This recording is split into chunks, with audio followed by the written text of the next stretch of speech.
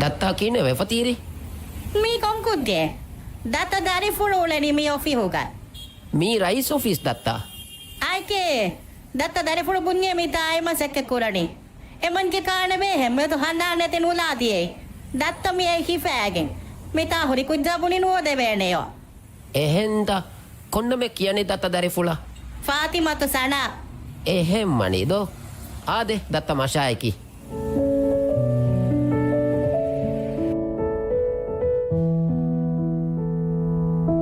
अस्सलाम वालेकुम वालेकुम अस्सलाम सो मम्मा दारी फुड़ो हंदा ने ती बेस नो दा दिए मम्मा कुंगी रे मी ता बेरो को हुन्नता मी हाथ रंगड़ो पुंजे के मी सोरो मम्मा वेद्दी आई ले मम्मा सॉरी सो ए ओके वाने मम्मा मी राइस राइस तुम हो रिया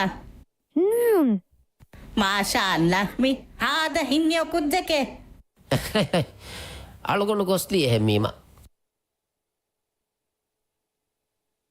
हे सरोले नी मी हकायंद गेंता मम्मा त्या हेगा बद हुस कोन होरे काला रमरो कुछ कायंद बाला मम्मा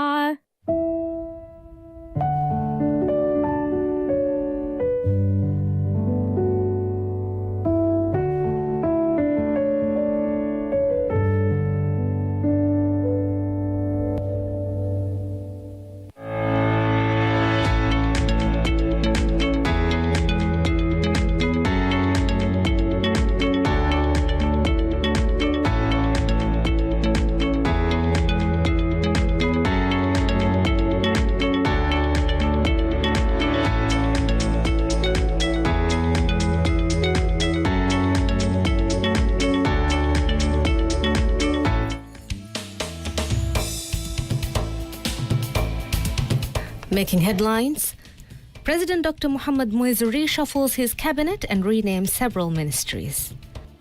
Maldives observes a moment of silence commemorating 2 decades since the devastating 2004 Indian Ocean tsunami that claimed 82 Maldivian lives and left 26 others missing. And Vice President inaugurates Vilunterivihi exhibition at the National Art Gallery.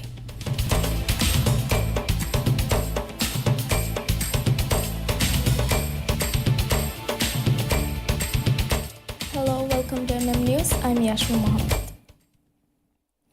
President Dr. Mohamed Muiz has reshuffled his cabinet and renamed several ministries. The changes, which were unveiled in a ceremony at the President's office, come as part of efforts to enhance government efficiency and speed up decision-making in 2025. The new appointments to the cabinet are as follows. Musa Zamir as Minister of Finance and Planning, Dr. Ali Haidar Ahmad as Minister of Higher Education, Labour and Skills Development, Dr. Mariam Maria as Minister of Agriculture and Animal Welfare, and Dr. Ahmad Muttalib as Minister of Construction, Housing and Infrastructure. As part of the cabinet reshuffle, President Dr. Muiz also introduced significant structural changes within the government. The Ministry of Housing, Land and Urban Development has been dissolved, with its functions now redistributed between the Ministry of Finance and Planning and the Ministry of Construction, Housing and Infrastructure. Following the ceremony, the President convened with the newly appointed ministers to discuss his vision for 2025.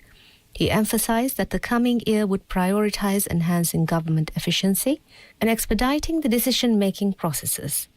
The ministers took oath of office administered by Supreme Court Justice Ustaz Ali Rashid Hussain before signing the official documents confirming their appointments. The President further underscored the importance of ensuring that the restructuring is carried out in a manner that minimizes disruption for public sector employees. Maldives observes a moment of silence today commemorating 2 decades since the devastating 2004 Indian Ocean tsunami that claimed 82 Maldivian lives and left 26 others missing. The national observance took place at 9:23 a.m., the exact time the waves struck the island nation 20 years ago. Government officers across Malé came to a standstill as employees stepped outside to join the remembrance. The ceremony was attended by President Dr. Mohamed Muiz, who gathered with senior government officials, ministers and staff near the former Hurawi building, south of the President's office. The catastrophic waves of 2004 left an indelible mark on the nation, affecting all but 9 inhabited islands and displacing 15,000 people from their homes. In recognition of the extraordinary unity and resilience demonstrated by Maldivians in the aftermath of the disaster, December 26 is now observed annually as the National Unity Day. The commemoration serves as both a memorial to those lost and a testament to the nation's strength in collectively responding to one of its greatest challenges. The Maldives has developed its first ever disaster risk reduction strategy, reflecting President Dr. Mohamed Moises' commitment to disaster preparedness, according to Vice President Al-Ustaz Hussein Mohamed Latif. Speaking at the Viluntari Tsunami commemoration exhibition at the National Art Gallery, the Vice President emphasized how Islamic guidance helped the nation recover from the 2004 tsunami. He praised the unity demonstrated by Maldivians, security forces, and volunteers during the crisis. The Vice President officially launched the Maldives Disaster Risk Reduction Strategy 2024 to 2030 at the ceremony, which had already been approved by the National Disaster Management Council on December 24. He also participated in various activities, including listening to a special song and touring the exhibition. The National Disaster Management Authority, NDMA, established in response to the tsunami, organized the exhibition marking the 20th anniversary of the disaster. The 2004 tsunami, which struck at 9:23 a.m. on Sunday, December 26, remains the Maldives' most severe natural disaster, resulting in 82 deaths and displacing over 29,000 people across the island nation. The tsunami that struck the Maldives on December 26, 2004 stands as the most devastating natural disaster in the nation's modern history. The catastrophic event claimed 82 lives, with 26 others still missing, leaving an enduring impact on the islands. Entire communities were swept away as powerful waves surged across the archipelago, erasing years of progress in mere moments. On the morning of the disaster, life began as it always did for Maldivians. The weather was calm and there were no signs of the devastation that was about to unfold.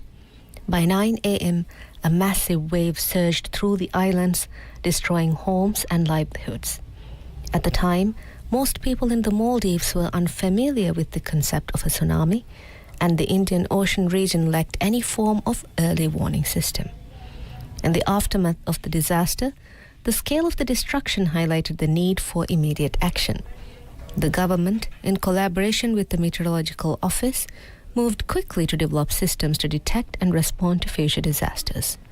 A red square warning system was introduced to monitor seismic activity, and seismometers were established in Hanimadu and Kardaddu in 2007, linked to Jakarta, Indonesia. By early 2008, a SAISCOM P3 system was operational, enabling real-time earthquake data to inform rapid responses.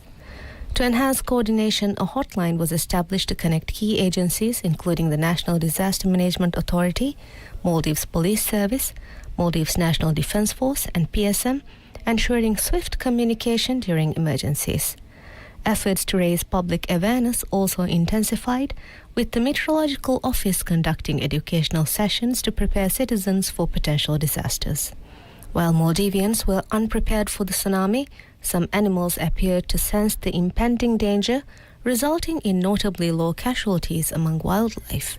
This observation reinforced the importance of early warning mechanisms for humans, a gap that modern technology has since addressed. 2 decades later, the memory of the tsunami remains vivid in the minds of Maldivians. The tragedy serves as a solemn reminder of the lives lost and the need for constant vigilance. Though the day brought immense sorrow, it also marked the beginning of a transformative journey to safeguard the nation against future disasters. Please stay with us for more. We now take a short break.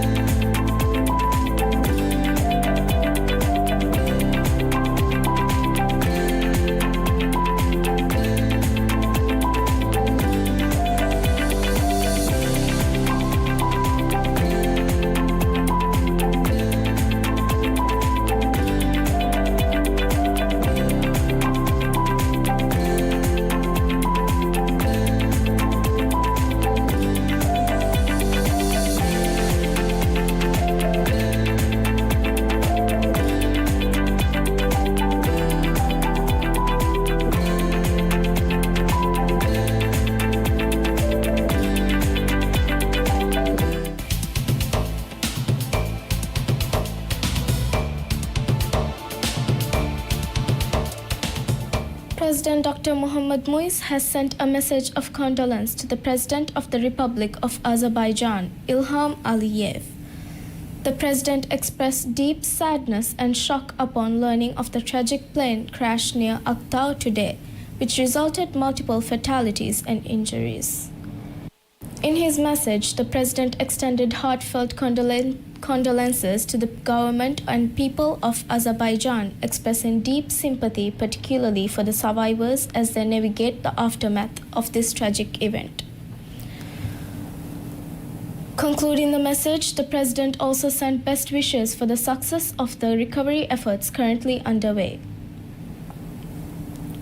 The Maldives officially welcomes its 2 millionth tourist for 2024, marking a historic milestone for the country's tourism industry and fulfilling a key target set by the government for the year. The 2 million tourist Astrid Dirnega from Austria was welcomed upon arrival by the Minister of Tourism Ibrahim Faisal and the Managing Director of Maldives Marketing and Public Relations Corporation MMPRC Ibrahim Shiri. The achievement reflects a year of steady growth for Maldives tourism, with the country surpassing last year's total arrivals of 1.87 million on December 8, marking a 9% increase in tourist numbers for 2024. Notably, December alone recorded 155,063 tourist arrivals in its first 24 days, representing a 7% increase compared to the same period in 2023. Earlier this week, Minister Faisal highlighted that reaching this ambitious target underscores the resilience and dedication of the ministry, the tourism industry, and the government. With this historic achievement, the Maldives continues to strengthen its reputation as a global tourism powerhouse, paving the way for sustained growth, innovation, and further milestones in the years ahead. The 2004 Indian Ocean tsunami caused devastating damage to the Maldives, leaving behind immense psychological, physical, and economic challenges. The Maldives National Defense Force (MNDF) rose to the occasion, playing a pivotal role in rescue and recovery efforts across the island nation. When the tsunami struck on December 26, 2004 at approximately 9:23 a.m., the MNDF was swiftly deployed to safeguard lives and property. Communication disruptions in many islands prompted the Coast Guard to dispatch ships to assess the situation. Meanwhile, a National Disaster Assessment and Relief Center was established at Iskandar School to coordinate relief efforts. In the capital, Male, relief centers were set up in 4 schools to shelter affected residents from the city and nearby islands. To keep the public informed, a dedicated team disseminated accurate updates via Divahiraja Gardu and TV Maldives, ensuring vital information about the disaster and subsequent relief operations reached the broader population promptly. By December 30, 2004, the National Disaster Management Center, NDMC, was established with the MNDF leading its logistics department. Their responsibilities included the organization of transportation, the distribution of aid, and the procurement of essential supplies. Simultaneously, military teams began clearing debris, restoring sanitation, and working alongside citizens to rebuild their communities. Despite the challenges posed by limited access, the military personnel tirelessly provided food, clean water, and essential supplies. The sacrifices of the MNDF were exemplified by soldiers who continued their duties even after learning of losses within their own families. They worked round the clock, often in challenging conditions, erecting temporary shelters and assisting with burials on affected islands. On January 5, 2005, the country was divided into 7 zones, with forward coordination centers established in the atolls to streamline assistance. By January 6th, teams had been deployed to 13 islands, setting up over 600 temporary shelters across more than 30 islands. Soldiers also contributed to the construction of mosques, schools, and healthcare facilities to help communities regain a sense of normalcy. International aid, coordinated by the MNDF, was efficiently distributed to those in need. They ensured that supplies reached remote islands and that monetary assistance was delivered to families whose homes and possessions were damaged. The relief operations underscored the MNDF's dedication to the nation and its people. Their unity, determination, and compassion remain a testament to their unwavering commitment to serving the Maldives even in the most challenging circumstances. Police have confiscated the mobile phone of Mohammad Fazil Rashid, Deputy Managing Director of the Male Water and Sewerage Company, MWSC. In a statement released to the media, the police confirmed that Fazil's phone was confiscated in connection with a case linked to the Binveria scheme. The operation was conducted under a court order as part of the ongoing investigation. The investigation also involves Fazil's brother Ibrahim Fazil Rashid, who served as the Managing Director of the Housing Development Corporation (HDC) at the time of the alleged acquisition. Authorities are probing allegations that Mohammad Fazil obtained land from Hulumale without meeting the required eligibility criteria for the scheme. Both Mohammad Fazil and Ibrahim Fazil Rashid were suspended from their respective posts when the allegations surfaced. Following his suspensions, Ibrahim Fazil resigned as HDC Managing Director to allow the investigation to proceed without interference. Parliament member for the Central Hitadu constituency, Ahmad Azan Marzouk, has expressed confidence in President Dr. Mohammad Moise to safeguard the independence and sovereignty of the Maldives. Speaking on MMTV's Bodo Khabar program, Azan highlighted recent constitutional amendments introduced by the current administration as evidence of this commitment. According to Azan, these changes ensure that any alteration to Maldivian territory require the explicit approval of both Parliament and the people through direct consent. He noted that in the past, the Constitution lacked safeguards allowing the President to exercise unilateral authority over territorial matters. Highlighting the territorial dispute involving the Chagos archipelago as a cautionary example, he underscored the consequences of such constitutional gaps. Azan emphasized that the recent amendments address these vulnerabilities, serving as a crucial step in preventing any future governments from compromising the nation's sovereignty. Thank you for watching. Have a good evening.